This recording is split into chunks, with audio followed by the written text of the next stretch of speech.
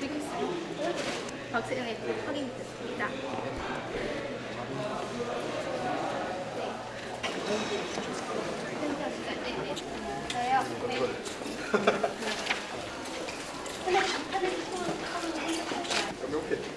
문영 전화요?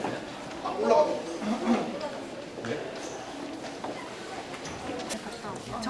안녕하세요. 안녕하세요.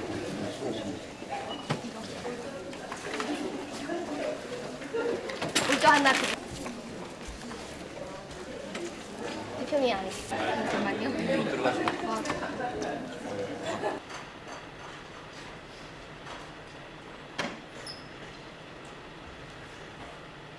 박수 한번 주시고. 네.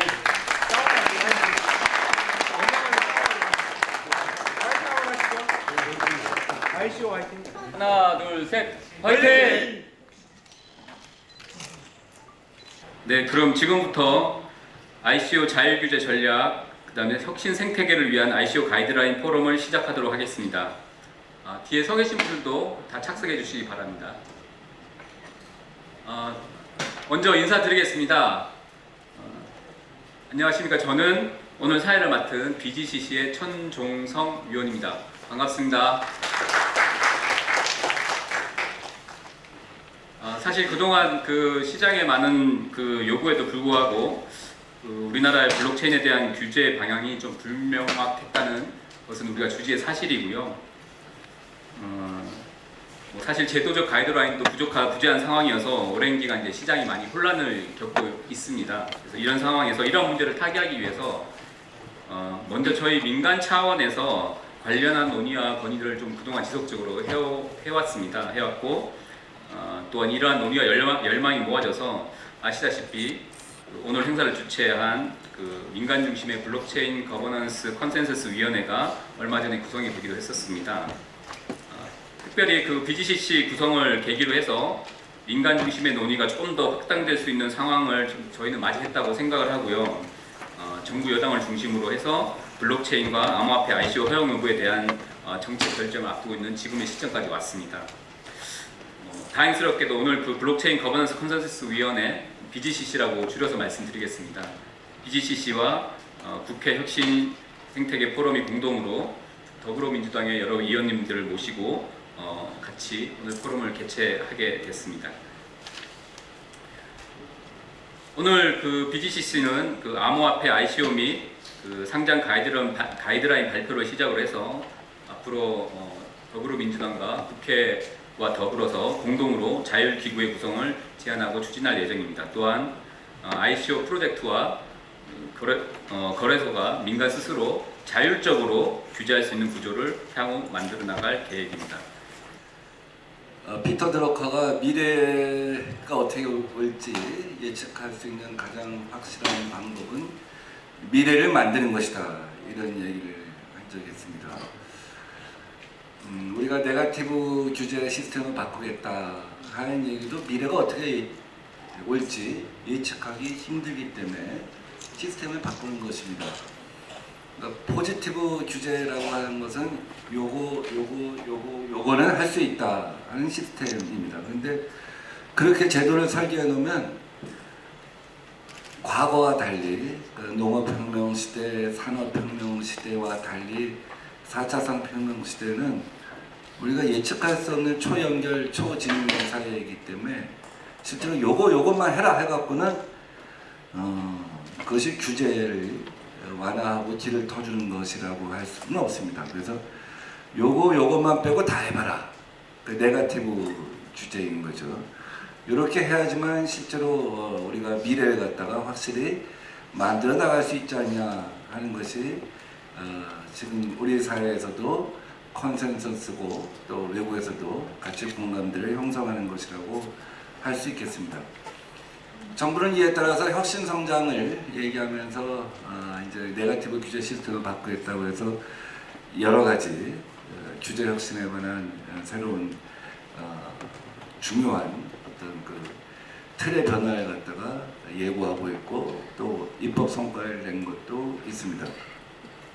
금융에 관해서는 심지어 금융혁신법을 만들어서 그 샌드박스가 안전하게 놀 수 있는 샌드박스를 만들어서 거기서 새로운 시험적인 것을 해보라고 하는 것입니다. 그럼에도 불구하고 이 ICO랄지 이런 것에 대해서는 그 틀에 넣지 않고 있습니다.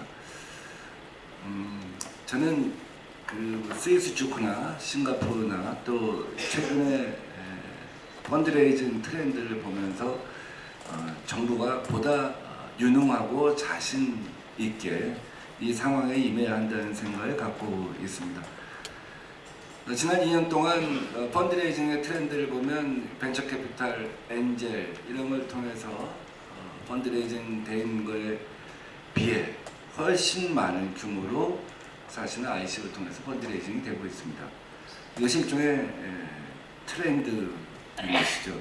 그것이 더 모험 자본을 갖다가 많이 가동을 해서 새로운 플랫폼을 구축하는데 앞서갈 수 있기 때문에 그렇다는 생각을 하는 것이라고 봅니다. 반면에 그러면 지난 2년 동안 발행된 코인, 토큰 중에 발행가를 유지하고 있는 것이 과연 몇 프로나 되냐, 또 성공한 비즈니스 모델이 있느냐라고 얘기할 때 한편에서 회의적인 것도 사실입니다. 그러나 그럼에도 불구하고 이것을 바다 이야기다 혹은 유사수신 행위다 이렇게만 치부하는 것, 1년 전에 이 모든 것을 규제했을 때 그러한 인식에 머물러 있는 것도 문제라고 생각합니다. 우리는 그러한 과정을 통해서 우리 사회가 충분한 그 예방 효과, 백신을 갖다가 맞았다고 생각을 합니다.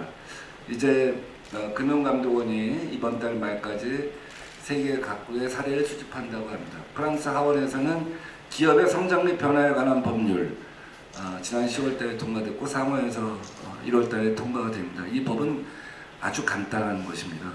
ICO란 무엇이냐, 감독당국이 해야 할 일은 무엇이냐, 이런 아주 기본적인 얘기만 언급을 하고 있습니다.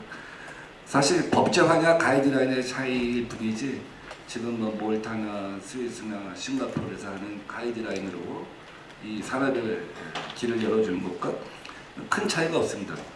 가이드라인으로 하든 법안으로 하든 자신 있는 정부라고 한다면 이 두 가지 지표, 세계 경제 세계 경제 펀드레이징의 흐름이 있게 된다는 것과 또 한편에서는 부정적인 지표, 이 두 가지를 놓고 어떻게 핸들링 하냐 하는 데 있어서 자신 있는 정부라면 좀 더 길을 열어놓고 투기와 사기와 유사수신 행위를 막고 산업적 측면의 길을 열어줘야 한다고 생각합니다. 그런 점에서 우리 민간이 이렇게 앞서서 가이드라인도 이렇게 제정하고 하는 것은 굉장히 큰 압박 효과도 있고 사회적 공감대를 형성하는 데 도움이 된다고 생각합니다. 얼마 전에는 IEO에 대한 가이드라인을 갖다가 민간 쪽에서 만들어서 제시한 바가 있고 오늘은 또 ICO에 대한 나름의 가이드라인을 갖다가 얘기하고 있습니다. 이런 것들이 어떻게 보면 사람들한테 신뢰를 제고하는 측면이 있다고 생각합니다. 스위스 주크에 제가 갔을 때 이더리움 기반으로 부동산 컨트랙트 코인을 갖다 발행하고 블록체인 플랫폼을 만든다고 했었는데 종업원이 몇 명이냐 물어봤더니 3명이라고 하더라고요. 우리나라는 부동산 중개사가 11만 평인데 그 산업의 미래에 대해서 예측되는 측면이 있는 것이죠. 그러나 그럼에도 불구하고 그렇다고 해서 기존의 직업이 다 없어질 거라고 생각하지는 않습니다. 보험 설계사가 블록체인 기반의 중개자 없는 경제로 간다고 했을 때 보험 설계사가 다 사라질 것이냐. 우리나라의 보험 설계사는 40만 명입니다. 그렇지 않다고 생각합니다. 오히려 행복 설계사랄지 보완적인 어떤 업종을 찾아갈 수 있다고 생각합니다. 무인 비행기를 개발해서 이라크에 미국에 수없이 많은 그 비행 촬영을 하는데 무인 비행기가 찍어온 것을 판독하는데 새로이 70명이 더 필요했다고 합니다. 그러니까 기존의 일자리가 없어지는 대신 또 새로운 일자리가 만들어진 것이죠. 그 스위스의 사람은 이렇게 얘기를 하더라고요. 규제를 제발 해달라. 필요한 규제만. 왜? 그래야지 이 산업에 대한 신뢰가 생긴 것이 아니냐. 그 대신 최소한의 규제만 해달라. 아마 오늘 ICO 제동도 그런 취지에서 하는 것이 아닌가 하는 생각이 들면서 여러분들의 의견을 잘 받들어서 고민을 해보겠습니다. 오늘 뭐 세 분한테 뭐 공업필 드린다고 하더라고요. 홍일학 의원님, 이원호 의원님, 정성호 의원님 맞습니까? 그래서 블록체인 기반 정치자금 모집에 대해서 그분들이 기여한 바가 있다고 해서 공로패를 드린다고 했는데 오늘 미국 상하원 그 중간 선거가 끝났잖아요. 그 블록체인 기반으로 정치자금을 모집하는 후보 중에 2명이 당선되었다고 합니다. 난 그렇게 안 봤는데 우리 홍의당 의원님이 굉장히 미래에 앞서가시는 분이라고 생각이 되네요. 물론 이제 한국엔 정치자금법 때문에 사실은 그 길이 쉽지가 정치자금법상의 규제 때문에 그 길이 쉽지는 않습니다만 그런 이런 것들이 블록체인을 1.0, 2.0, 3.0, 4.0식으로 진화시키는 것이 아닌가 하는 생각이 들면서 오늘 여기서 얘기되고 또 제안된 것들이 보다 많은 컨센서스를 갖다 만들기를 기대합니다. 감사합니다. 네, 의원님 감사드립니다. 오늘 블록체인에 대해서 이렇게 가이드라인을 정하고 ICO에 대해 가이드라인을 정한다는 데 큰 의의가 있다고 생각합니다. 블록체인에 대해서 우리가 어떻게 생각해야 될 것인가 패러다임 전환을 하는 기술이기 때문에 이걸 어떻게 어떤 사람은 파괴적 기술이라고 그러기도 하고 와해적 기술이라고 그래서 우리의 상상을 초월할 수 있는 여러 가지 일들이 일어날 수 있다는 생각을 합니다. 그런데 우리는 아직 명확한 법적 해석과 가이드라인 제시를 하지 못했고 규제 정비도 잘 되지 못해서 기업들이 불확실성에 해소하지 못하고 있어서 블록체인에 대한 생태계도 제대로 조성되지 못하고 있는 현실이 아닌가 그런 생각을 합니다. 지금 블록체인에 대한 투자는 상상을 초월하게 세계적으로 계속 확장되어 가고 있다는 것을 우리가 확인할 수 있고요. 그래서 중국과 일본 같은데 미국 같은 데서는 표준화를 하기 위해서 굉장히 노력하고 있지만 초기 단계입니다. 그래서 우리도 이 부분에서 우리 나름대로의 표준화를 하기 위한 노력을 해야 되지 않겠나 그렇게 생각하고 우리 사회도 좀 개념을 제대로 정립해서 사회적 합의를 도출하는 게 바람직하다 이렇게 생각합니다. 특히 우리나라에서는 블록체인에 대해서는 투자가 굉장히 소극적이고 블록체인은 아주 착한데 ICO는 굉장히 나쁘다, 악하다 이런 양분된 사고를 가지고 있는 것이 현실입니다. 그렇지만 우리 벤처 기업들이 자금을 조달하는 것이 이제는 VC에서 ICO로 급격하게 변해가고 있는 이 시점에서 우리는 어떻게 대응해야 될 것인가를 깊이 고민해야 될 때가 아닌가 생각합니다. 그래서 오늘 이렇게 블록체인 ICO에 대한 가이드라인에 대해서 고민하고 같이 뭔가 사회적 합의를 도출해서 아직도 소극적인 정부의 나름대로의 압박을 하고 뭔가를 확인해 주기를 원하는 이런 민간에서의 역할이 아주 의의가 있다고 이렇게 생각합니다. 저도 국회에서 우리 민병두 위원장님하고 힘을 합쳐서 이제 벌써 그렇게 얘기하는 4세대 블록체인에까지도 이제 침화되어 가고 있는데 우리는 아직도 개념 정립도 제대로 못한 이런 상태로 어떻게 빨리 따라잡을 수 있을까 하는 생각을 합니다. 우리가 우리 세계 경제 발전과 세계 새로 도약하는 기로에 되치게 할 수 있는 절호의 기회를 우리 이렇게 지켜만 보고 있어야 될지에 대해서 크게 고민하는 계기가 되었으면 좋겠다는 말씀을 드리고 인사에 대할까 합니다. 감사합니다. 제가 블록체인을 접한 지는 꽤 됐습니다. 저는 지난 대선 때 당의 선거대책본부에 집단지성센터라고 하는 게 있었는데요. 그 집단지성센터장을 맡으면서 하나의 위원회를 만들 때 우리 블록체인 위원회를 만들어가지고 블록체인 전문가들 한 20여 명 모셔서 한번 그 당시 블록체인을 통해서 앞으로 일을 좀 해보자 뭐 이런 얘기를 한 적이 있었고 저도 이번 국감 때 좀 비슷한 질문을 했습니다.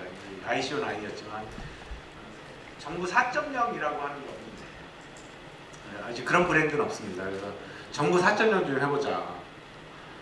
그리고 그거 하면은 블록체인 인력 양성도 되고 그리고 그걸 통해서 블록체인 기술을 좀 많이 정부가 선도해서 앞장설 수 있고 이런 거 아니냐 이런 질의를 했었고요.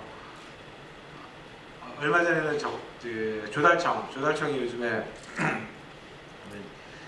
계약 시스템을 어떻게 바꿀 것인가라고 하는 것에 대한 고민들을 많이 하는데 특히나 우리나라 산업 중에서 그 국제회의 지원 용역 업무, 이 회의 지원 회사들 있지 않습니까? 이 회사가 그러니까 돈을 처음에 딱 주지 못하고 사후정산하는 시스템인데 사후정산하다 보니까 대부분의 국제회의를 많이 정부 조달 국제회의에서 이거 공공기관들이 뭐 정부나 지자체 공공기관들이 그렇게 갑질이 심하답니다. 이거 야 너네들 그거를 어떻게 입증해? 뭐 3명을 썼다고 10명 뭐 10명 쓰고 10명을 썼다고 3명 쓰고 10명 쓴 거 아니야? 뭐 이런 식의 그러면서 이제 일반적으로 들어가는 이제 비용에 대해서도 많이 깎고 그래서 그거에 대해서 돈이 남지 않는다라고 하는 이런 문제들이 많다라고 해서 제가 이제 지적을 하고 이거를 어떻게 좀 체계적인 시스템을 좀 잡아봐라라고 했는데 며칠 전에 저희가 왔더라고요. 그 조달청 차장이 와서 어떻게 했으면 좋을지 모르겠다 그래서 제가 블록체인으로 해봐라. 블록체인이라고 하는 게 차곡차곡 그 기록을 쌓는 암호화된 기술 아니냐.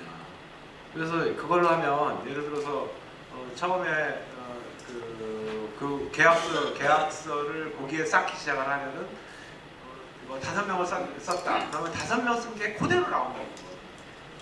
그리고 그 5명에 대해서 원천 징수한 거는 국세청에서 뽑아가면 돼요. 그리고 뭐 이러이러한 추가 비용이 발생했다. 그러면 추가 비용이 쓴 거에 대해서 거기다가 다 입력을 해버리면 누가 사후에 뭐 조작하려고 해도 조작을 못하는 거니까 그거 가지고 해버리면 다 된다. 그래서 저희 IBM 사장을 한번 소개시켜줬습니다. 한국 IBM 사장을 소개시켜줘가지고 조달청에서 한번 강의를 듣기로 했어요. 한국 IBM은 이게 아직까지 중소기업 고유업 품목이어가지고 그거를 자기네가 발주는 못할 것 같다 그러더라고요. 근데 대신 가서 그 강연을 한번 해주겠다라고 했는데 이게 제가 그러고 나서 이제 드는 생각이 조달청에 공사 관련된 하드국가 관련된 굉장히 문제도 많지 않습니까? 그거에 대해서 원도업자가 하드업자에 대해서 갑질한다라고 하는 게 항상 사회 문제가 되고 있는데 그 문제도 이 블록체인을 통한 계약서 관계가 이루어지면은 싹 일거에 해결할 수 있지 않을까라고 하는 생각도 좀 갖고 조달청 등하고 협의를 해보려고 하고 있는데요. 어쨌든 뭐 지금 경제가 굉장히 어렵다 그러는데 이 ICO를 통해 가지고 자본의 생태계 IPO 제도는 사실상 다 풀 걸 거의 다 풀었습니다. 이제 법제도만 정부에서 방침을 결정을 하고 IPO는 근데 이제 이미 시대가 변해서 IPO를 통해 가지고 기업들이 새로운 자금을 조달하겠다라고 하는데 그거는 사실 초창기 기업한테는 별로 쓸모가 없는 이미 그 상장 과정에서 만들어지는 기업들이어서 초창기에 기업들이 벤처 기업들이 어떻게 하면은 자금을 모을 것인가라고 하는 데에서는 ICO가 굉장히 유력한 방안인 것 같다라고 해서 이건 이제 금융위원장하고도 얘기하고 여러 면들하고 얘기를 하는데 아직까지는 정부는 조금 더 보수적인 것 같습니다. 그래서 하여튼 국회에서 열심히 노력하도록 하겠습니다.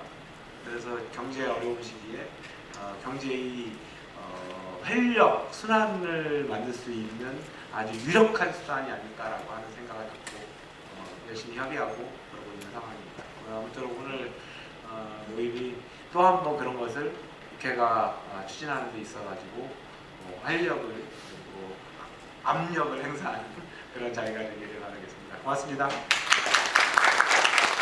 네, 의원님 감사드립니다. 저는 이제 핀텍 지원센터 맡고 있으면서 이제 핀텍이라는 어떤 신산업을 갖다가 좀 육성하는 쪽으로 지금 하고 있습니다. 근데 이제 뭐 핀텍이라는 얘기를 하기 전에 전체적인 흐름을 보게 되면 지금 4차 산업혁명이라는 게 제 개인적인 생각으로는 뭐 이런저런 뭐 다보스 포럼 회장 얘기도 있고 있지만 저는 4차 산업혁명이 유통혁명과 기술혁명의 결합, 융합으로 길러지는 거라고 생각했습니다. 그러니까 유통혁명은 지금 아날로그에서 디지털도 지금 PC 레벨에서 모바일로 손 안에 있는 모바일 스마트폰으로 급속히 바뀌어가는 과정이기 때문에 그 유통혁명 자체가 사실 혁명이고 지금도 지속되는 혁명이고 앞으로도 굉장히 빠르게 진행되는 혁명이다. 그러니까 디지털라이제이션, 디지털 하루에서 모바일화죠. 이렇게 하는 그런 과정이고요. 거기에 지금 새로 기술 혁명이 추가되는 거.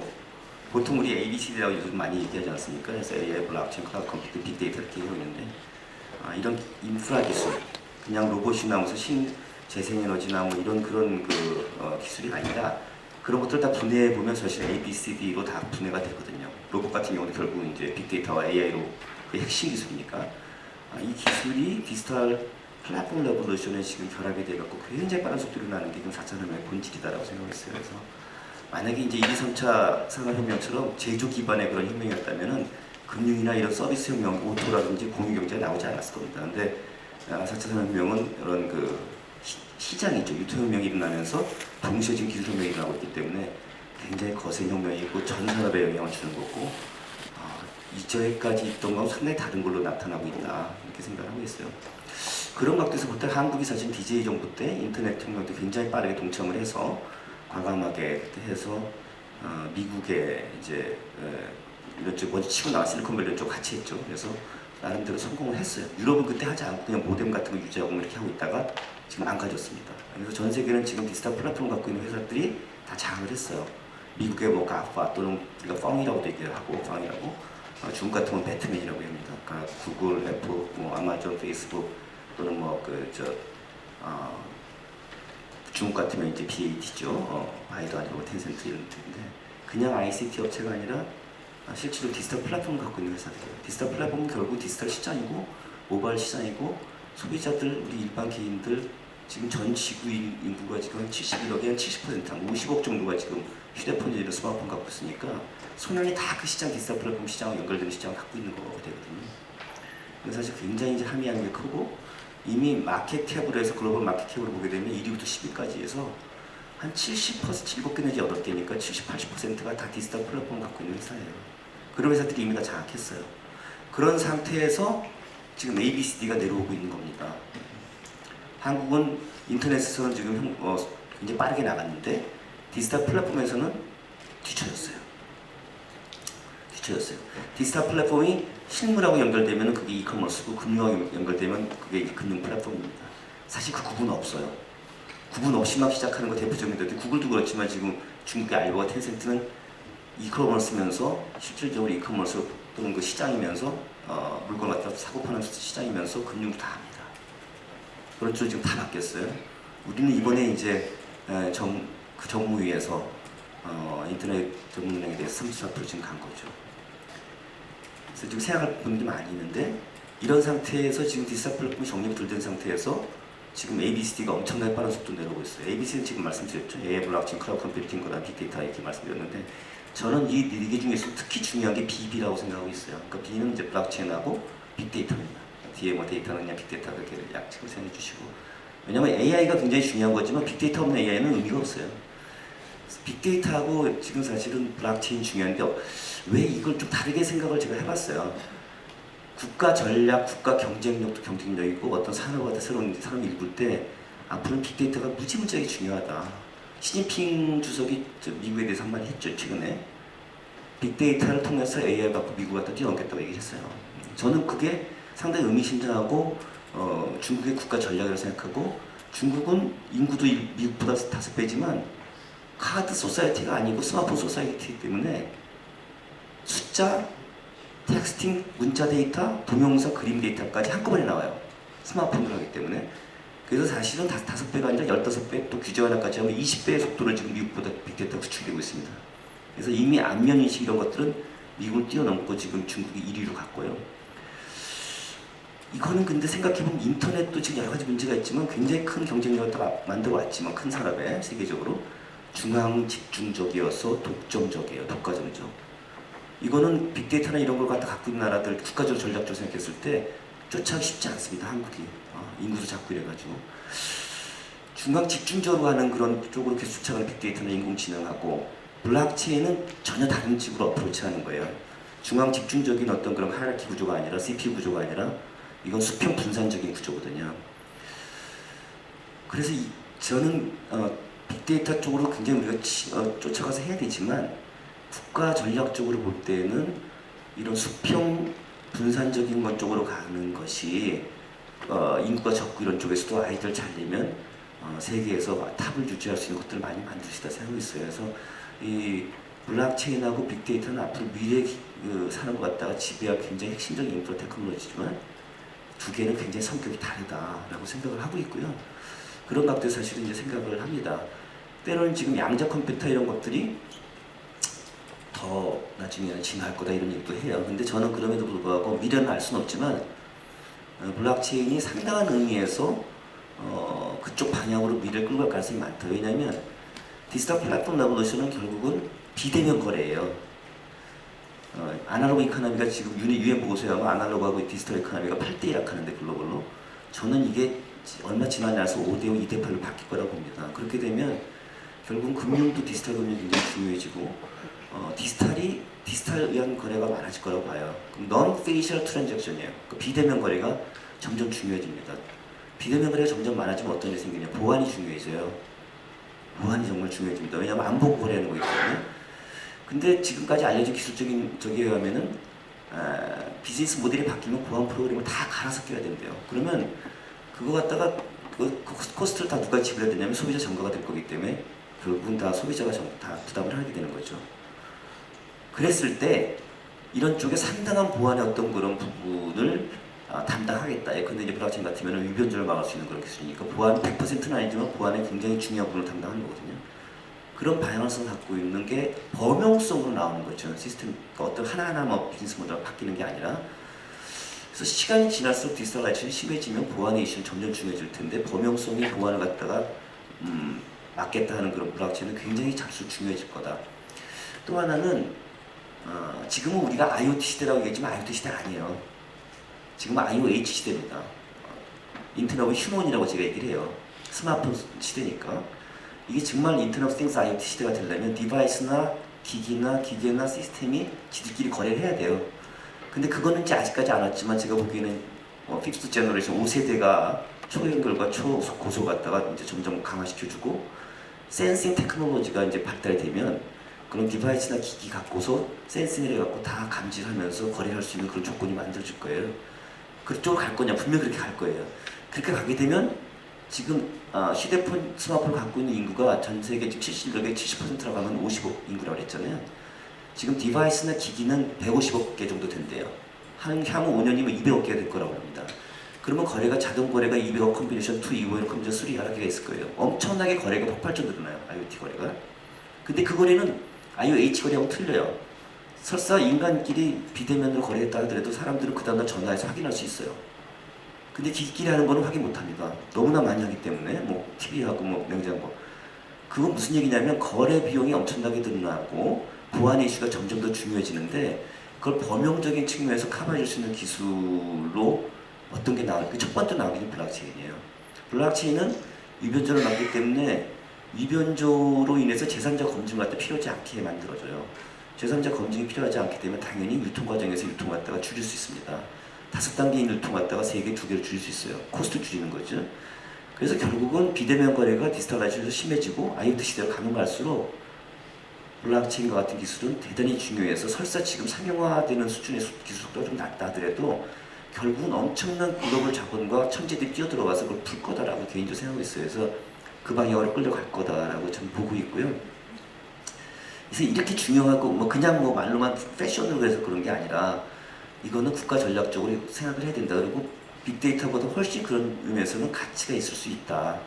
한국 같은 그런 나라에서는 그렇게 생각하고 있고요. 그런데 지금 아까 이제 민병두 위원장님도 홍일학 의원님도 말씀 주시고 우리 이현희도 이현희 의원님 말씀 주셨지만 그렇게 중요하다고 생각하는 블록체인을 얘기를 하고 있지만 지금 가상화폐와의 소위 이제 분리할 수 없다는 이슈 때문에 엉거주춤됐어요. 근데 사실 가만히 생각해보면 콜럼버스 달걀이에요.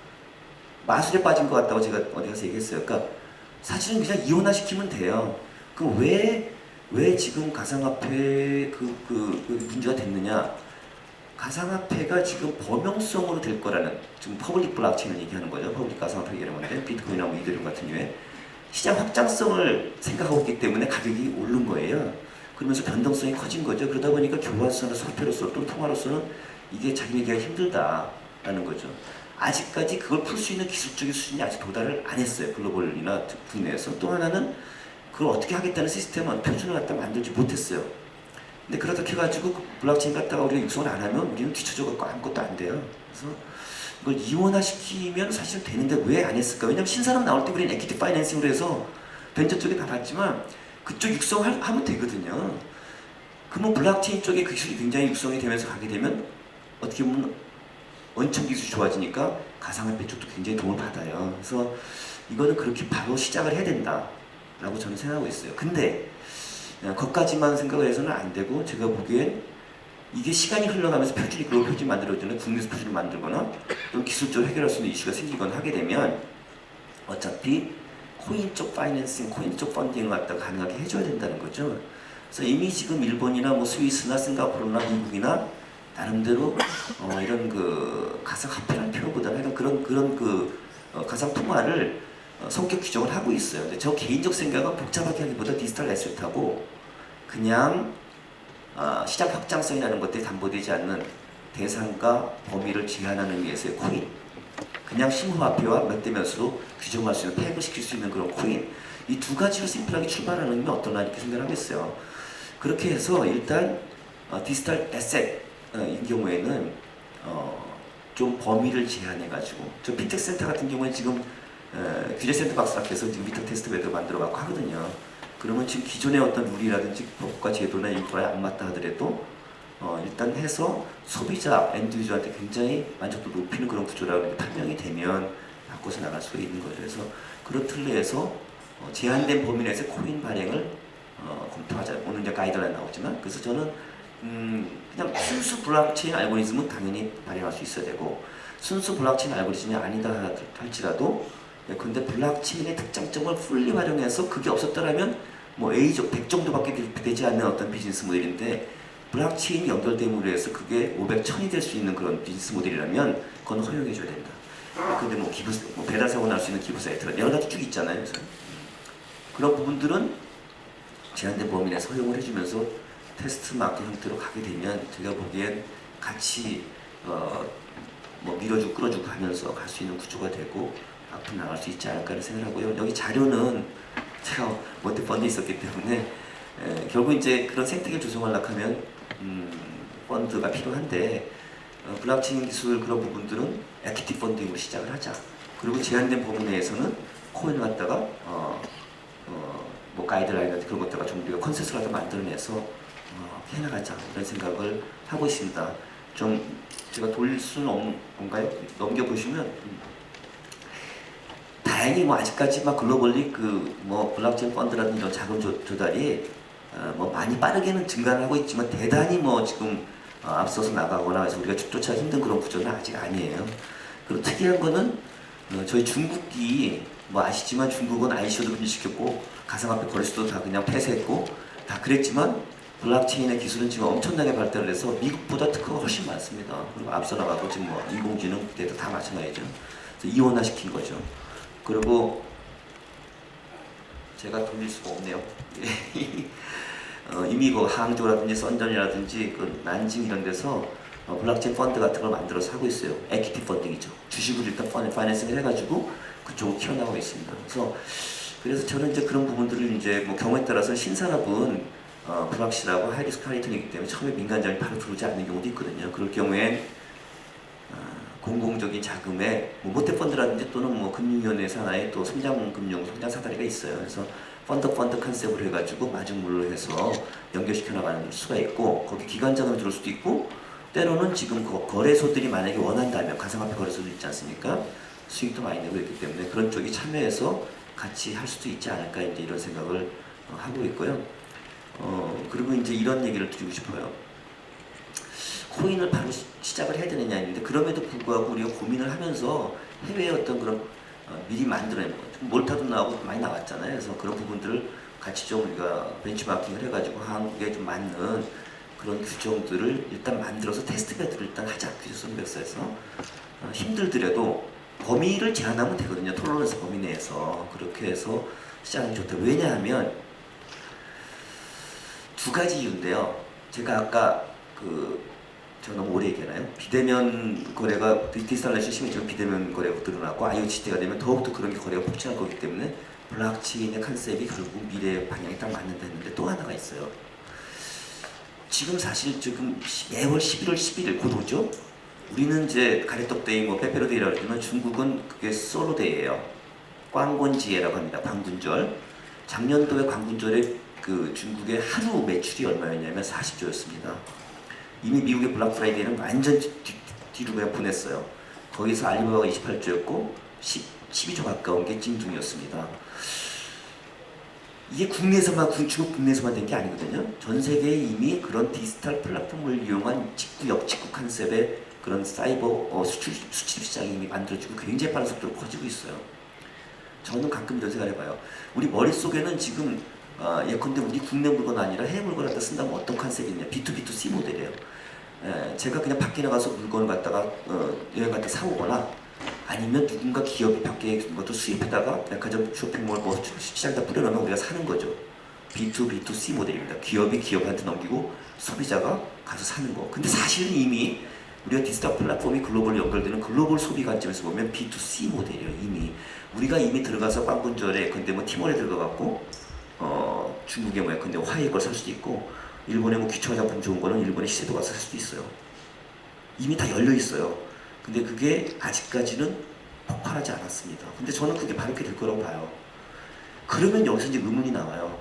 제가 그러면 개인 소비자가 이건 우리나라만 해당되는 게 전 글로벌이 마찬가지일 거라는데 해외 거 갖다가 살 수 있습니다. 그리고 하루에 팀 와요 이제. 옛날에 이누스인가 어떨까 지누스인가 저 텐트 만들던 회사인데 망했어요. 코스닥 상장했다가. 근데 지금 최근에 엄청나게 늘었더라고요. 침대 매트리스 갖다 팔아가지고 연간 7, 8천억 갖다 매출을 일으킨대요. 70대로 이제 아예 깨드셨는데 아마존에서 다 파는 거예요. 압축을 이용해갖고 엄청나게 글로벌이 지금 하고 있어요. 굉장히 빠르게 오는 거죠. 그리고 날짜도 B2B2C가 아니라 B2C 모델이었어요. 그랬을 경우에 소비자들이 결국 생각하는 거는 왜 내가 일본 제품 같은 게 사는데 왜 환 리스크를 내가 져야 되나? 아니면 원엔 환율에서 그걸 바꾸는 또는 내가 왜 환 리스크를 주지 않으려고 엔화를 갖다 해지를 해야 되나? 해지 비용을 내가 왜 들여야 되나? 중국 원 위안화에서 됐을 때 그거 갖다 왜 내가 해지 리스크 갖다가 져야 되나? 그 비용을 또 지불해야 되나? 이런 이슈가 생길 거예요. 제가 말씀드린 이유는 뭐냐면 결국은 글로벌 소비가 B2C로 가게 되면 다른 나라의 신용화폐를 갖다 쓰지 않으려고 할 거다. 그냥 코인으로 하면 되는데 그거를 왜 그렇게 막 왔다 갔다 하면서 코스트를 지불해야 되는 생각을 할 거라고 생각합니다. 그리고 이미 그런 시대가 사실상 왔어요. 그래서 글로벌 소비가 그런 쪽으로서 굉장히 그 디지털 마켓이 커져가지고 그 디지털 마켓에서 수출이 커지고 아까 말씀드린 IoT 시장이 그런 식으로 해서 거래가 폭증하고 이런 쪽으로 가게 되는 방향성을 갖고서 계속 가게 된다면 저는 그 코인의 어떤 이런 부분에 대해서 우리가 생각을 달리하고 준비를 해야 된다. 이때까지 인터넷이나 또는 다른 식의 어떤 그런 빅데이터가 됐든 뭐가 됐든 디지털 플랫폼은 중앙 집중적인 하이라키 컨셉의 디지털 플랫폼이었어요. 근데 앞으로 이 블록체인이 하는 거는 블록체인의 수평 분화된 디지털 플랫폼을 만드는 거라고 생각해요. 그러면 그런 디지털 플랫폼이 한국에서 나와야 된다고 생각해요. 벤처나 스타트업이 그런 기업이 돼야 돼요. 큰 기업이. 그러려고 하면은 그 사람들이 돈을 벌 수 있어야 돼요. 그냥 블록체인 기술만 육성해 줘갖고는 대기업 이미 뭐 삼성전자나 현대차에 공급체를 갖고 있는데 그냥 기술 팔리고 말 거예요. 비싸게 못 팔 거예요. 그러면 정말 뛰어난 사람들이 점프하지 않을 거예요. 저는 그래서 그런 의미에서라도 제한된 범위지만 코인이나 마이드를 만들어서 그 디지털 플랫폼 내에서 거래되는 코인이 가치가 올라가가지고 그걸 바라고 미친 듯이 준비하고 점프하고 기술 개발하고 디지털 플랫폼 만드는 젊은 사람들과 스타트업이 나와야 된다고 생각합니다. 어쨌건 오늘 저희들이 이 가이드라인을 완결체로 ICO 가이드라인 완결체로 만들었습니다. 그리고 이것은 저희들이 몰타의 법과 우리나라의 법을 가장 준용했고요. 우리나라 법에 맞게 만들었고요. 그리고 가이드라인인 이제 몰타의 법 또는 이제 싱가포르의 가이드라인들을 좀 많이 참조했습니다. 네, 그래서 형태적으로도 완결성을 가지고 보내드렸고 저희들이 BGCC의 그 그룹에서 저희들이 공개를 하겠습니다. 다운받을 수 있도록 공개를 하도록 하겠습니다. 네. 이 가이드라인을 만드는 데 중요한 것들은 자본시장법입니다. 자본시장법에 따라서 우리나라가 어떻게 가이드라인이 정해지는가가 다 결정되기 때문에 토큰의 성격을 보는 것이 가장 핵심적인 내용입니다. 그리고 가이드라인은 이 우리나라에 아까도 말씀드렸지만 거의 모든 제가 평가를 해본 결과는 거의 모든 코인이 지금 현재로는 정권형입니다. 그러니까 정권형인데 우리나라가 지금 정권 그룹에 따라서 하지 않고 오로지 그냥 팔았죠. 그리고 이것이 이제 되게 문제가 지금 앞으로 될 거라고 보여지고요. 향후에 이제 이 하자 치유의 문제가 되게 중요하게 될 거라고 봅니다. 그래서 우리나라의 이 혁신이라는 것은 이게 우리나라 혁신에 관한 것인데 아래 점선이 실제 비즈니스가 혁신이 되어가는 과정이고 두 번째 위에 있는 실선이 실제로 우리나라 규제와 비용으로 보면 되십니다. 그래서 실질적인 비즈니스는 이렇게 점선으로 가는데 비용은 위쪽으로 또는 규제는 위쪽에 있습니다. 이래서 사실은 우리나라가 혁신이 안 되는 나라가 되는 겁니다. 그리고 큰 혁신일수록 우리 세로가 크기 때문에 경사가 커지기 때문에 비용이 훨씬 더 많아지고 그래서 혁신이 훨씬 더 어렵게 가는 겁니다. 이게 우리나라의 전 혁신의 규제의 문제와 비용의 문제를 제가 이제 정리를 한번 해서 그래프로 만들어 보고 있습니다. 우리나라가 이렇기 때문에 사실은 이 블록체인이 엄청난 혁신이기 때문에 쉬운 문제가 아니라고 생각합니다. 왜냐하면 보시면 알지만 아까 이제 정유신 교수님은 그렇게 말씀하셨어요. 저는 그렇게 봅니다. 야 이제까지는 한국은행에서 돈을 찍어냈어요. 그런데 이제는 장사미사가 돈을 다 찍어낼 수가 있게 돼요. 이걸 어떻게 바라볼 겁니까? 이게 코인의 핵심적인 문제로 저는 생각합니다.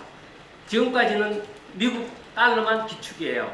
그런데 비트코인이 기축이 될 수도 있어요. 그러면 도대체 누가 어떻게 되는 거죠? 이런 문제가 지금 놓여 있는 거고 어찌 보면 자본시장의 자본주의의 가장 핵심적인 문제가 지금 여기에 놓여 있는 겁니다. 혁신에 놓여 있는 겁니다. 그래서 사실은 이 미국도 우리나라도 중국도 지금 중국은 다들 그러고 있습니다. 그러나 중국은 한라사처럼 밑에서 개발하고 있습니다.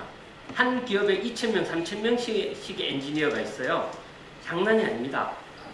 블록체인 코인 금방 나옵니다. 예, 그래서 저는 우리나라가 상당히 지금 위험하다 이렇게 생각하고 있습니다. 왜? 인터넷 때는 우리가 그랬거든요. 인터넷 때는 우리가 정말 뭐든지 이 세상에 뭐든지 만들어냈어요. 우리나라가 아이디어를 냈어요. 그런데 이 블록체인에서는 그러지 못하고 있습니다. 사람들이 돌아서 아이디어를 내려고 하는 시점에 모든 것을 막아버렸거든요. 예, 그래서 참 안타까운 얘기입니다. 그래서 저는 이 가이드라인이 되게 중요하고 여기에 따라서 가장 중요한 것은 남이 해주지 않습니다. 블록체인을 갖고 하겠다는 사람들이 스스로가 지켜가야 됩니다. 그래서 모든 것은 자율적 규제가 가장 우선시되고 거기에 따라서 국가의 권력이라든가 국가의 규제는 최소한으로 들어오면 됩니다. 그리고 특히 이 블록체인은 완전한 신기술이기 때문에 새로운 혁신이기 때문에 법으로 규정한다는 게 어려운 일입니다. 가이드라인이 가장 합리적이고요. 법은 그야말로 블록체인을 진흥하는 정도의 우리 홍윤아 교수님께서 지금 이제 발의하시는 그런 진흥하는 정도의 블록체인 진흥하는 정도의 법이면 좋하고 코인이라든가 이런 ICO에 관해서는 법을 만든다는 것은 되게 위험합니다. 그럼 몰타는 뭐냐? 왜 내가 몰타를 얘기하느냐? 몰타는 작은 나라입니다. 43명밖에 안 됩니다. 그들은 바라는 게 페이퍼 컴퍼니가 거기 와서 ICO를 하기 바라는 겁니다. 직접 사람이 필요한 게 아닙니다. 그렇기 때문에 거기는 법을 만들어서 적정하게 규제하더라도 자기들이 라이센스를 내놓기 때문에 세계 제일 먼저 라이센스라는 것을 만들어냈기 때문에 경쟁력이 있다고 생각한다고 생각합니다. 그게 그들의 전략입니다. 그러나 우리나라는 아닙니다. 대국입니다. 우리나라는 직접 블록체인으로서 모든 산업을 혁신해야 될 대국입니다. 그런 나라가 협소하게 법을 만들어서 한다? 힘듭니다. 그거는. 그래서 제주도의 혁신은 틀렸습니다. 솔직히 말씀드리면. 제주도가 주장하는 혁신은 완전히 엉망입니다. 예, 제가 보기에는 그 전혀 블록체인 이해하지 못하고 있습니다. 아 죄송합니다. 이건 뭐 어떤 분을 저런 게 아니고 정말 우리가 방향을 똑바로 잡기 위해서입니다. 이건 비난의 문제가 아닙니다. 진정으로 그렇습니다. 우리나라는 블록체인 혁신과 산업의 혁신이 동시에 이루어져야 될 나라이기 때문에 크립토 아일랜드 같은 몰타 같이 해서는 안 된다는 겁니다. 몰타는 뭡니까? 뭐 손으로 이후락 씨가 얘기했죠. 뭐 만지면은 뭐 부스러기면 이래도 살아가는 나라입니다. 43만 밖에 안 되기 때문에. 그냥 우리는 아닙니다. 산업을 혁신하지 않으면 우리는 살아갈 수 없는 나라입니다. 그래서 이런 것들이 필요합니다. 예. 이런 나라들이 다 이렇게 하고 있죠. 예. 그러나 전략적으로 몰타가 가장 뛰어났습니다. 예. 그리고 저희들이 가이드라인은 제 가이드라인은 이런 겁니다. 목적은 자율적 규제를 통한 생태계를 활성화시키는 겁니다. 그리고 현행 우리 법률 하에서 준수해야 될 자율적 규제를 만들어내는 것입니다. 그리고 법적 성격이 가장 핵심적인 이유입니다.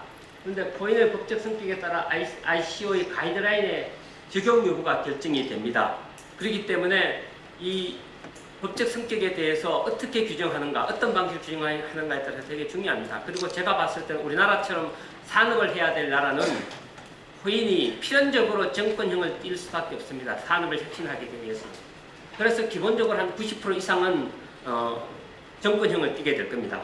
그래서 꼭 앞으로 우리나라는 STO를 대단히 중요하게 생각해야 됩니다. 다시 말씀드리면 정권거래법에 따르는 어떤 이런 코인의 발행과 공개를 정권거래법에 따라서 어떻게 할 수 있는가, 이 고민을 해야 됩니다. 그게 우리나라의 가장 중요한 얘기고요. 그 외에 코인 자체가 핵심적인 영향을 가지는 그런 것들은 얼마 많지 않을 겁니다. 우리나라에는. 예. 그래서 지금 현재 있는 많은 지금 코인들이 다 정권형인 이유가 그거고요. 왜 다 산업에 결합되어 있으니까요. 그리고 그것을 우리가 정권거래법에 따라서, 자본시장법에 따라서 STO로서 해야 된다는 겁니다. 그리고 마침 우리나라 정부가 아주 마침 정말 소액공모제도, 제가 소액공모제도를 예진으로 환전시키자고 얘기를 했습니다. 근데 30억으로 상향시켰고 100억까지 할 수 있게 만들었습니다. 여러분 잘 아시는 잡스법은 얼마까지 한지 아십니까? 5천만 달러까지 합니다. 소액공모제도를요. 우리나라도 그런 식으로 확장시켜야 됩니다. 그렇게 하면 많은 문제가 해결됩니다. 그래서 보호도 되고, 그리고 실제로 우리가 하려고 하는 것은 아까도 다 그랬지만 자본 투자받는 방식을 얘기하는 거지 않습니까? 결국에 투자받는 방식은 뭐냐? 자본시장법입니다. 그리고 그것은 유상증자고 정권입니다. 코인은 정권인 겁니다. 우리나라에서는. 그래서 그런 식으로 혁신을 해내야 된다고 생각합니다. 그래서 꼭 기억하셔야 될 건 STO를 해야 된다. STO 매뉴얼이 나와야 된다. 우리나라는. 그리고 거기에 따라서 지금 현재 이루어지는 모든 코인의 ICO는 STO를 형태를 띠게 만들어야 된다. 이겁니다. 저희들이 곧 STO 매뉴얼도 만들어서 배포하겠습니다. 예. 그리고 제3자 통제가 중요합니다. 금융이란 이것은 금융의 성격과 실물의 성격을 동시에 띠고 있기 때문에 그냥 내 마음대로 돈을 발행할 수 없습니다. 한국인이 제 마음대로 돈을 발행하듯이 개인이 마음대로 발행하면 그거는 좀 위험한 거죠. 그래서 거기에도 룰이 있어야 되는 거죠. 제3자가 통제해야 됩니다. 그래서 테크놀로지에 대한 듀딜리전스를 가지는 기구가 있어야 되고, 법률적인 것도 마찬가지고 감사적인 것도 마찬가지입니다. 이 작은 배분과 사용 결과에 대한 어디도 꼭 필요한 겁니다. 그리고 이것을 위해서 자율규제기구를 꼭 만들어야 된다는 겁니다. ICO를 주관하는 기구도 만들어야 되고, 블록체인 기술심사기구도 만들어야 되고, AML도 만들어야 되는 겁니다. 예, 그렇게 보고 있습니다. 이것은 제가 다큐멘터리로 다 보내드렸습니다. 우리나라 ICO가 이렇습니다. 우리나라 ICO는 리버스가 많습니다. 리버스는 ICO의 정상적인 모습은 아닙니다. 다만 우리나라에서는 정상적인 모습이 될 수 있습니다. STO를 할 때만이. 그러나 리버스는 원칙적으로 정권형이 될 수밖에 없는 구조입니다. 그리고 그렇기 때문에 그건 우리나라에서는 STO로 꼭 하셔야 될 겁니다. 그다음에 우리나라는 말씀드린 다 시큐리티 토큰입니다. 99.9%가 시큐리티 토큰일 겁니다. 그래서 거기에 따르는 우리가 빨리 하자 치유를 해야 되고 그럴 거라고 보고 있습니다. 그래서 우리나라 자본시장법에 따르면 그는 금융상 투자 상품이 뭐냐, 정권형 토큰이 뭐냐, 이것을 먼저 규정을 하고 그 다음에 이것이 해당하지 않는 것은 뭐로 하느냐, 그것은 혹시 페이먼트 혹은 유틸리티로 규정을 하면 됩니다. 우리나라는 그런 방식이 맞습니다. 우리나라는 법에서 금융투자 상품을 정의를 하고 있기 때문에 이 정의에 따라서 코인이 금융투자 상품으로 정의되는 경우에는 이 자본시장법에 따르게 하고, 그렇지 않은 모든 토큰은 시큐리티와 유틸리티로 판단하면 될 거라고 봅니다. 이런 식의 법률 규제가 맞고 가이드라인이 맞을 것 같습니다. 그리고 뭐 사전은 정권이고 정권에 대한 부분이고 그 다음에 역외 발행에 대한 것이 있다는 것들을 되어 있죠. 그리고 지금 사실은 저도 이제 여러 가지 고민을 하는데요. 한국에서 ICO 하나, 해외에서 ICO 하나 똑같아요. 적용되는 부분. 해외에서 ICO 하면은 적용되는 법이 하나 더 늘어나요. 그 나라 당사적 법이 또 하나 늘어나는 결과를 낳아요. 다만 물론 못하는 이제 법률이기 때문에 우리나라와의 생견죄, 신견죄 이런 것 때문에 아마 상호 EU와 있기 때문에 아마 우리나라도 같이 적용하는 문제가 있지만 다른 데는 다 가이드라인이기 때문에 사실 우리나라 법과 그게 이중으로 적용되는 위험이 있어요. 그래서 그 문제를 저는 우리가 풀 수가 없어요. 그거는 국가 간에 풀어야 되고요. 그리고 저희들이 문제를 제안하면 국가가 풀어줄 수 있어야 되는 문제입니다. 그래서 여러분들이 해외에서 ICO 하시는 분들은 꼭 기억해야 될 것들은 이중으로 적용되고 그것을 뭔가는 풀어내야 된다 이렇게 생각하셔야 될 것 같습니다. 네. 그리고 투자는 대체 법적 성격을 판단하는 체크리스트 호의 테스트입니다. 이것은 두 가지 때문에 어렵습니다. 하나는 금융투자상품, 금융계약에는 두 가지 계약이 있습니다. 하나는 여러분들이 잘 아는 예금계약입니다. 또 하나는 투자계약입니다. 예금계약은 원금을 보장해주는 곳입니다. 그렇기 때문에 은행만이 할 수 있습니다. 그 법을 위반하면서 은행이 아닌 곳이 하면 뭐가 됩니까? 유사수신행위 금지가 되는 겁니다. 그리고 그 외에 금융계약 중에서 그 예금계약 아닌 것은 다 투자계약입니다. 자본시장법이 적용되는 겁니다. 그렇게 기억하셔야 되고요. 두 번째로는 또 하나의 부면이 있습니다. 바로 이 부면인데요. 금융투자 상품이 있고 투자계약이 있고 하나는 매매계약이 있습니다. 매매계약은 우리가 말하는 코인의 계약입니다. 그거는 시큐리티가 아니고 바로 페이먼트나 혹은 물건으로 취급되면 유틸리티 계약이 됩니다. 그러나 정권형이 되는 것은 모두가 금융투자 상품은 모두가 정권형이 되는 겁니다. 그거는 투자계약이기 때문에 되게 넓습니다. 범위가 투자계약의 범위가. 그래서 생각하는 것보다 넓기 때문에 여러분들이 그 이 두 가지의 차점에 있는 것이 바로 우리가 바로 정권형에 대한 판단이기 때문에 되게 어렵고 힘듭니다. 그러나 꼭 해내야 되고 만들어내야 됩니다. 저희들이 체크리스트를 통해서 만들어냈습니다. 다음에 보여드리겠습니다. 네, 이것은 일반적인 호의 테스트에 대한 아주 복잡합니다. 이건 너무 복잡해서 전문가가 아니면 이것은 판단할 수가 없습니다. 해낼 수가 없습니다. 인터넷에 들어가서 호의 테스트 이거 한번 쳐보십시오. 다 자기도 볼 수 있습니다. 자기가 50점 이상이면 대충 시큐리티 이상이 되고 이렇게 되는 것입니다. 그렇기 때문에 이것으로는 다 할 수가 없습니다. 별도로 만들어내야 됩니다. 예. 그리고 우리나라는 아까 말씀드린 STO가 되게 중요합니다. 소액공모제도, STO로 할 수 있는 것은 소액공모제도와 크라우드 펀딩입니다. 또 하나 할 수 있는 것은 일반적인 유상증자입니다. 그것은 거의 불가능합니다. 말씀드렸지만 소액공모제도를 지금 상당히 전향적으로 개선하고 있습니다. 이것을 적극적으로 이용할 수 있는 방법을 생각해야 됩니다. 우리가 인터넷 붐을 불러온 게 뭐였겠습니까? 바로 소액공모제도입니다. 그때 기억 안 하십니까? 자기 홈페이지에 올려놓은 것들이 1분 만에 그때는 20억까지 됐습니다. 20억 하루 1분 만에, 1분 30초 만에 유상증자가 다 쳤습니다. 투자를 받았습니다. 그것이 바로 인터넷 소액공모였습니다. 그리고 그것이 바로 어쩌면 크라우드 펀딩이라는 새로운 제도가 된 것이 크라우드 펀딩입니다. 사실은 우리나라가 크라우드 펀딩에 가장 먼저 만들어낸 나라입니다. 이렇게 훌륭한 나라입니다. 우리나라가. 그런데 지금 혁신이 없어지는 거죠. 안타까운 얘기입니다. 그리고 가버넌스가 왜 중요하냐? 가버넌스가 필요합니다. 가버넌스는 바로 이러한 이 IPO나 이런 리스팅에 내는 가이드라인을 만들어내는 가장 원형적인 문제입니다. 그래서 중요하고요. 대충은 요구사항들이 있습니다. 제가 사실은 이 다큐멘트로 만들었기 때문에 여기는 뭐 요약본으로 정도로 만들었습니다. 그래서 적어도 할 때는 이런 정도의 정리는 체크는 해야 된다라는 것이 일반적인 얘기입니다. 그리고 ICO 매뉴얼 체크리스트 이런 정도는 깔끔하게 해내야만이 객관적으로 제3자가 받아볼 수 있는 거다. 그리고 꼭 하셔야 될 것은 제3자로 하여금 테크놀리지, 테크니컬, 리갈 어디서는 꼭 제3자, 독립된 제3자가 이것을 처음부터 참여해서 실사를 해줘야 된다. 이렇게 말씀드리고 싶습니다. 그리고 이것도 뭐 그런 문제들의 하나의 내용들입니다. 내용들은 아마 저희들 보시면 다 다운받을 수 있도록 해드리겠습니다. 그리고 아까 말씀드린 상장 가이드라인입니다. 상장위원회는 말씀드렸지만 상장 규정은 두 가지로 형식적 가이드라인과 실질적 가이드라인으로 분류해야 되고요. 형식적 가이드라인은 내부에서 독립된 제3자가 해줘야 되고요. 실질적 가이드라인은 내부에서 사업적인 문제이기 때문에 내부에서 질적인 문제죠. 그렇기 때문에 해줘야 됩니다. 이런 식으로 규정을 가이드라인이 만들어져야 되고 또는 지금 현재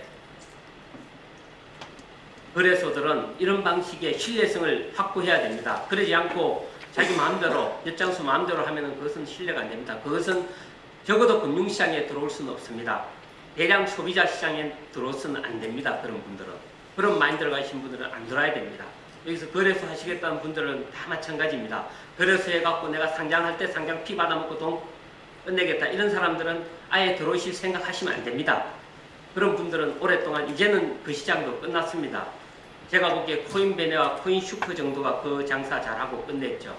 중국에 흘러간 돈이 참 너무나 아깝습니다. 수백억이 수천억이 흘러갔을지도 모르겠습니다. 아깝습니다.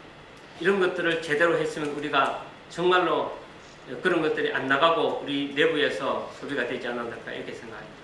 그래서 자율비구로서 상장위원회를 꼭 만들어야 되고 내부 상장위원회를 설치하고 질적인 심사를 하게 하고 형식적인 심사는 그렇게 분리를 해야 됩니다.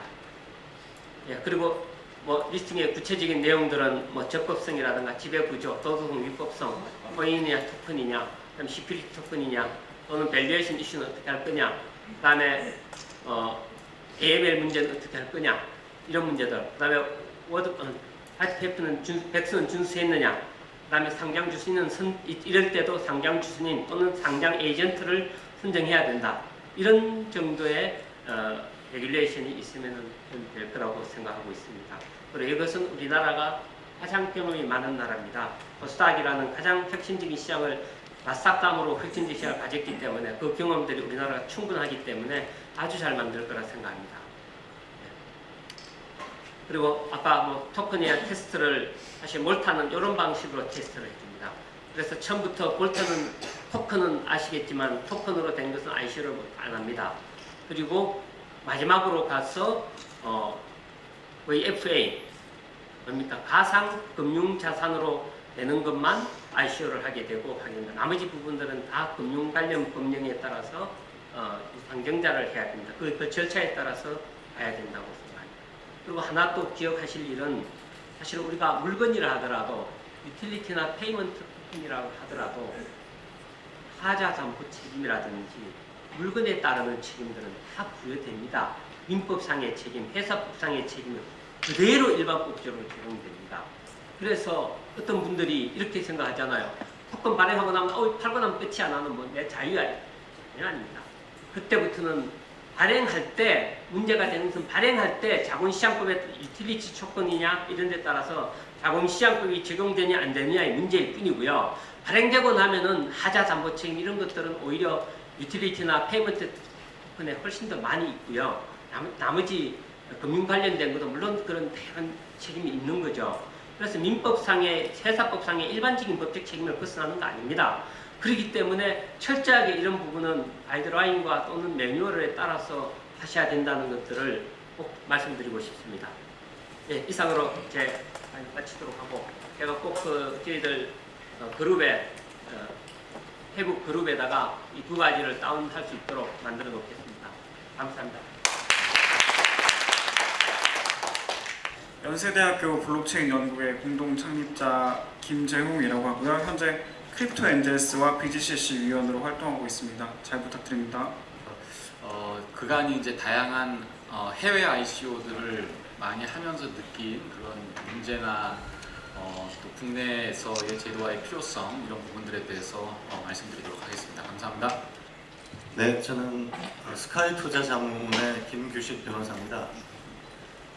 변호사 업무를 하고 있지는 않고요. 투자업을 하고 있습니다. 변호사 업무는 한 10년 정도 했다가 완전히 투자업으로 넘어간 상태고요.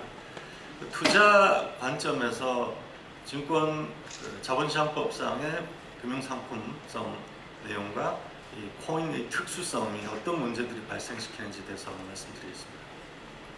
블록브릿지 대표를 맡고 있는 그리고 BGCC 위원으로 참여 중인 문제라고 합니다. 저는 오늘 중국과 우리나라가 다른 점에 대한 얘기들 그리고 이 크립토 시장이 중국을 중심으로 좀 변화하고 있는 여러 동향들에 대해서 간략하게 말씀드리겠습니다. 넥서스원의 김성우라고 합니다. 저는 넥서스원은 크립토 전문 엑셀러레이터이고요.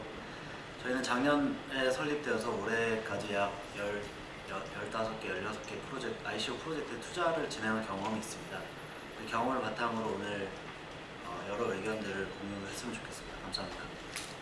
안녕하세요. 저는 비시드 파트너스의 장원태라고 합니다. 저희는 블록체인 엑셀러레이터면서 블록체인 기술을 활용한 핀테크 서비스, 금융 서비스를 직접 사업 또는 외부 자문을 하고 있습니다.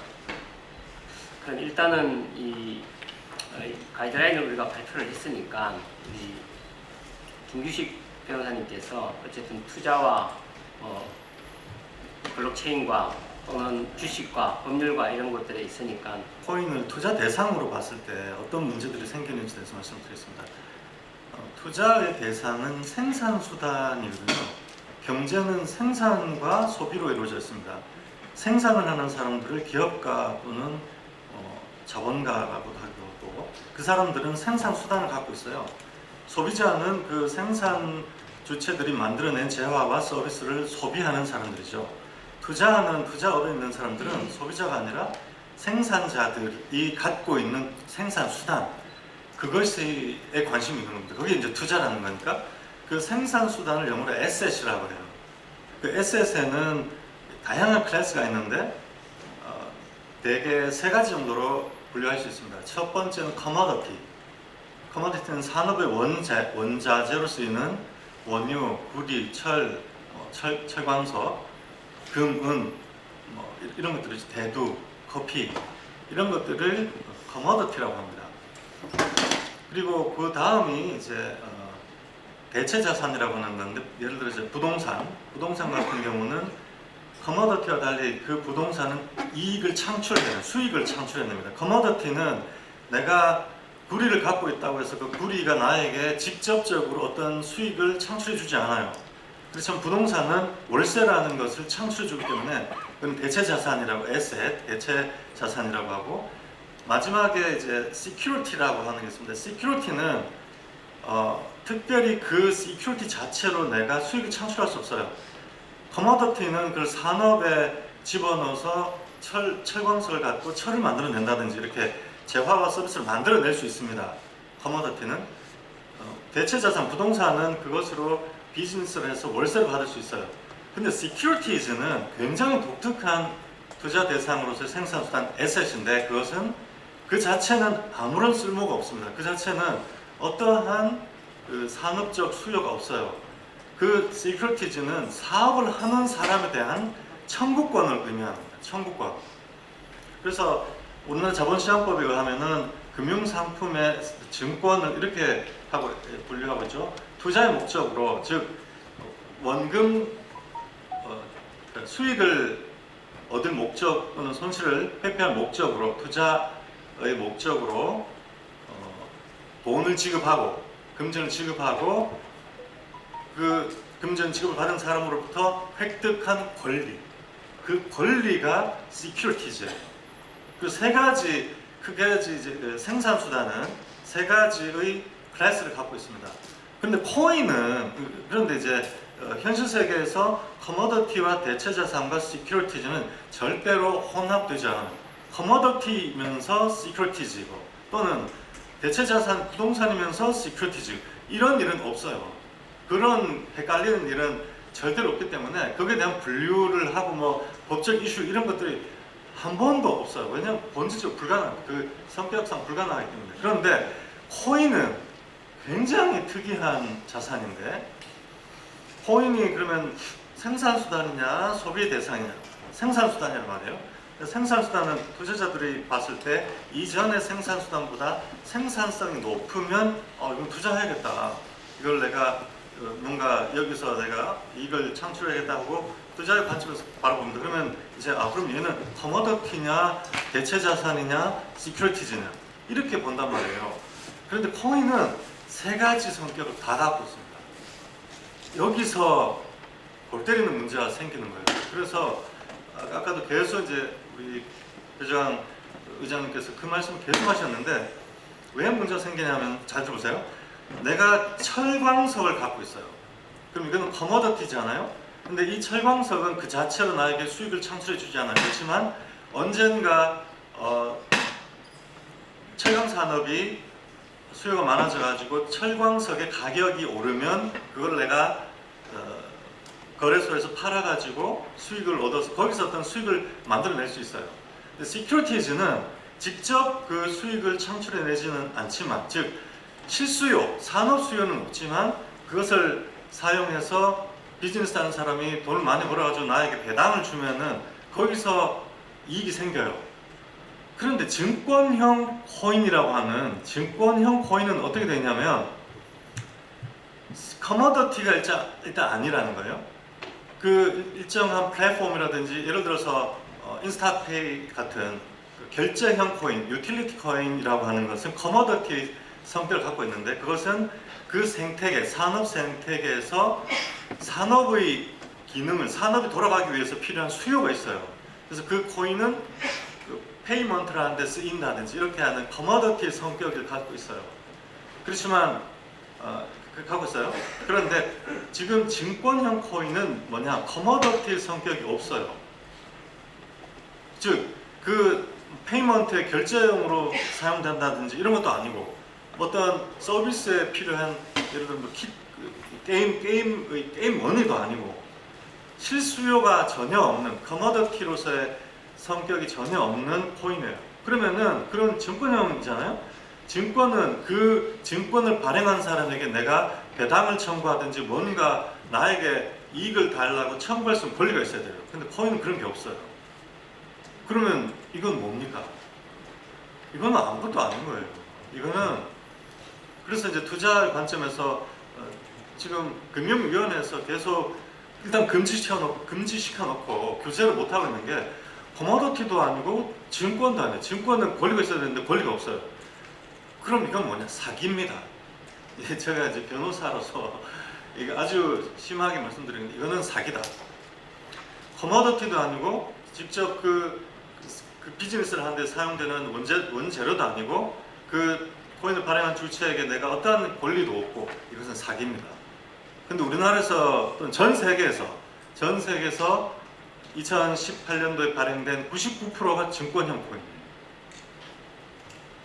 자, 그래서 이제 초기에 여의도에 있는 투자 기관들은 버린다. 이 코인이라는 건 이건 다 쓰레기다. 이렇게 생각을 하고 또 완전히 덮었다가, 근데 최근에 우리 배주환 의장님하고 또 만나고 그 생태계에 있는 분들을 얘기를 해보면, 그런데 문제가 코인이라고 하니, 블록체인이라고 하는 이 생태계가 이전의 생산 방식, 이전의 생산 수단보다 생산성이 높습니다. 즉, 한 6단계가 필요했던 페이먼트 시스템에서 2단계, 3단계만 있으면 되고 3단계를 줄여주기 때문에 트랜잭션 코스트가 확 줄어들어요. 즉, 생산성이 높은 생산 방식 내지 생산 수단이라는 거예요. 그러니까 투자를 해야 되는 수단은 맞다. 그리고 어쩌면 우리 인류에게 있어서 정말 어마어마한 생산성의 도약을 창출해낼 수 있는 정말 획기적인 에셋이라고 하죠. 에셋. 그러면 투자 대상으로서 투자자가 봤을 때 이건 도대체 어떻게 어떤 방식으로 이렇게 뭐라고 성격을 지어서 투자해야 되는가에 대한 가이드라인이 너무 없다는 거예요. 그렇게 되면 투자를 못하는 거죠. 어디에 투자를 하고 어떤 법에 저촉이 되고 뭐는 투자해야 되고 뭐 투자하면 안 되고, 어떤 코인을 투자할 때 어떤 체크리스트가 있어서 뭘 봐야 되고, 이런 게 전혀 없었단 말씀이죠. 그래서 이제 그동안 계속 우리 배정환 의장님하고 그 얘기를 계속 했었습니다. 그래서 일단 증권형 코인이라고 하는 것에 그 자본시장법 내지 자본시장법에 그 입법하기 어렵다면 가이드라인으로 자본 조달의 성격이 있는 그런 코인은 시큐리티에 준하여 자율적으로 어떤 우리의 그 블록체인 생태계 내에서 자율적으로 이것은 거래소에 상장하지 않기로 금지시킨다든지, 이런 자율적 흐름이 일단 나와야 된다는 거예요. 법에서 이것이 몰타는 법으로 만들어졌지만, 법에 예를 들어서 금융투자 상품에 뭐 예를 하나 더 넣어가지고 뭐 가상 세계에서의 에셋에는 뭐 3번을 생략한다든지 대통령령으로 정한다든지 이런 식으로 법에 만들 수 있는 것은 너무 나중 일이고, 지금 시간이 너무 없기 때문에 그런 가이드라인이 시급하고 절박하다. 그리고 이 블록체인과 코인이라고 하는 이런 생태계가 이전에 있었던 생산 수단, 생산 방식에 비해서 생산성이 압도적으로 높기 때문에 이것은 정말 정부가 심각하게 빨리 DJ 정부 때처럼 지원하고 여기에 과감하게 투자하고 이 뭔가 규제를 풀어주고 하는 이런 정말 정부적 차원에서의 이 지원책이 나와야 된다. 늦으면 나라 자체가 도태될 수 있어요. 거대한 아까 우리 배 의장님 말씀하셨지만 생산성에 거대한 도약이 만약에 맞다면은 우리나라 안에도 다른 나라에서 다 이와 관련된 서비스 플랫폼들이 정말 상상도 못하는 높은 수준의 그런 플랫폼들이 나오면서 그것이 한국의 수입이 되고 이러면은 한국은 원시시대가 되는 거예요. 완전히 쭉쭉 빨리는 외국의 그런 생산성 높은 생산 방식에 의해서 쭉쭉 북부들이 빨려나가는 그런 나라가 될 수 있고 호구가 될 수 있다. 위기의식을 가지고 적극적으로 임해야 한다. 이상입니다. 네, 전 중국의 상황에 대해서 간략하게 짧게 말씀드리겠습니다. 사실 작년 9월에 중국 정부에서 거래소를 아예 폐쇄를 했습니다. 중국은. 그래서 그 당시에 뭐 BTCC라든지 GB라든지 중국에서 되게 그 당시에는 인민폐를 받았었거든요. 뭐 법인 계좌든 계좌로 인민폐로 코인 거래를 할 수 있는 시장이었는데 그게 한 번에 닫게 되면서 닫게 된 원인도 우리는 뭐 그냥 잘 모르고 그냥 공산당이니까라고 하지만 중국이라는 큰 나라 안에서 다양한 폰지 사기라든지 아니면 코인을 불법적으로 판매하고 그냥 사라지는 프로젝트도 많았다고 들었습니다. 그 이후에 중국에 있는 거래소들도 이제 전 세계적으로 흩어지게 되고 또 한국으로도 유입이 많이 돼서 또 그 다음에 있었던 우리나라와 해외 코인들의 그 차이, 김치 프리미엄이라고 하죠. 그렇게까지 이어졌다고 그런 얘기들이 많습니다. 네. 사실 중국이란 나라에서 지금 비트코인을 생산하고 있는 해시파워의 꽤 많은 부분을 중국 사람들이 차지하고 있는데요. 그만큼 중국이 이 디지털 에셋 그리고 전체적인 블록체인의 영향력이 크다고 생각을 합니다. 그리고 지금은 뭐 다들 알고 계시겠지만 중국 정부에서도 그런 블록체인을 육성하는 데는 또 많은 자원과 그리고 엔지니어들을 육성하고 있는 걸로 알고 있고 최근 트렌드로는 이제 내년 정도 됐을 때 정부 주도하에 거래소가 나온다는 그런 루머까지 돌 정도로 많은 변화가 예상이 됩니다. 네. 또 우리나라에 비춰봤을 때 상대적으로 규제 중국처럼 아예 금지다라고 제한된 것이 아니라 우리나라는 좀 모호한 규제로 지금 제가 업계 종사자로서 어떤 방식으로 어디까지 허용이 돼야 되고 제가 어디까지 사업 영역을 할 수 있을지에 대한 그런 부분이 되게 모호한 상황입니다. 그래서 저희도 이 디지털 자산 그리고 암호화폐 블록체인이 시작 걸음인 만큼 좀 발빠르게 대처를 해서 좀 선점을 할 수 있으면 하는 마음입니다. 네. 그런 우리 어떻습니까? 우리 청년 학생들이 왜 이렇게 많은 이 블록체인에 코인에 열광을 했고 그다음에 지금 현재 상황은 어떤지에 대해서